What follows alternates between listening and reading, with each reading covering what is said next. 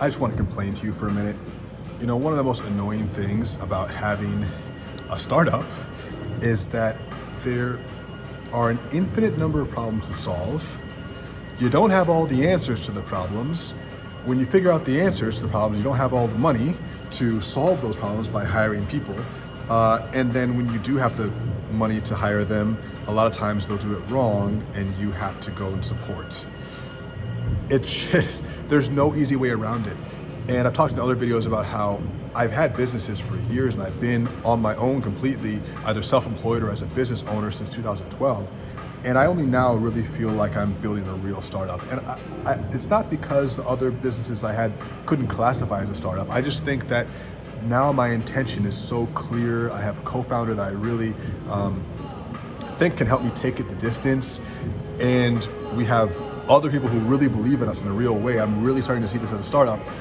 And I'm just now realizing, God, no matter how much experience you have, you still have to start from the bottom. You still have to, when you have a new idea and a new business and a new product, and you're just building it, there's no way that you can skip steps. Now, money helps you skip some steps, but then it still creates other challenges because at every level there's problems. So when you don't have that much money, your problem is getting the money and then making sure it's correctly correctly managed, and then like continuing to get the cash flow going. When you have the cash flow, it's like, well, we have to keep it going, and then we have to go to the next level, the next level, the next level. So there's never an easy period with entrepreneurship. It's like you never really get to rest. And yeah, I'm just personally in this place now where we have 6 books coming out over the next 6 to 9 months, and I've helped to write so many of these books and edited so many of these books and designed them all. I've had so much input on every one of these projects, and so much more is needed from me personally to hit it all in the way that I know that we're capable of.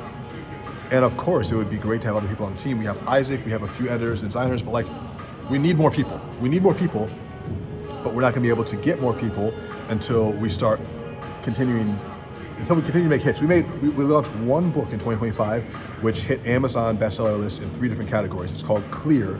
It's a book all about quitting alcohol for high performers using neuroscience. Great book, lots of Amazon reviews. It's doing really well, but that was one. Now we're gonna produce 6 in this next year, and we're not really gonna be able to start bringing on more people until we have this roster of books running, and it's starting to click, and we're almost there, but it's probably gonna be another 6 to 12 months before we can really get support. And God, it's just every day. Like, I think people really don't understand. They see IG and they see entrepreneurship as like this meme where it's like, oh yeah, you're always hustling. It's like, no, you don't understand. Like 24/7, this is a thing I'm thinking about, and there is no off switch. And that can be terrible, honestly. There's a whole idea of like, oh, well, at least you control your own schedule. Yeah, I'm free to assign myself as many hours of work as I want to, and free to not let myself off the hook ever. I think the freedom comes at a different stage, but I'm not at that stage yet. There have been pockets of my entrepreneurial career when I was like doing Rich 20, where I was pretty much hands off and I loved it. But that just wasn't a thing that ended up being where my career was going. So it wasn't where I wanted my career to go in terms of like the final point of it. So I used that experience to build this next phase, and this next phase takes a lot of work. And so I'm just remembering that. I'm remembering that like seasons are important context for life. If you expect something to take a small amount of time, a day, a week, or a month, and it doesn't take that, it takes starting to take longer, you get frustrated, annoyed, and sometimes pissed off or disappointed, sad, like these, depressed. Like if something's taking a long time, something that you really want is taking a long time, you're not getting it, it will set you up for failure if you expect it to not take that long. A season has no definite end. You know, it's like a season of TV, when does it end? We don't know, whenever they decide to end the episode. A season of the year, when does it end? Well, there might be official start and stop dates for seasons, but really seasons are whenever Earth feels like it. Whenever Earth decides to stop being warm, it's gonna be cold. Whenever it decides to stop being cold, it's gonna be warm again. But there's no exact day. It's a little bit different every year. The seasons are, they're linear, but they're not regular. They're cyclical.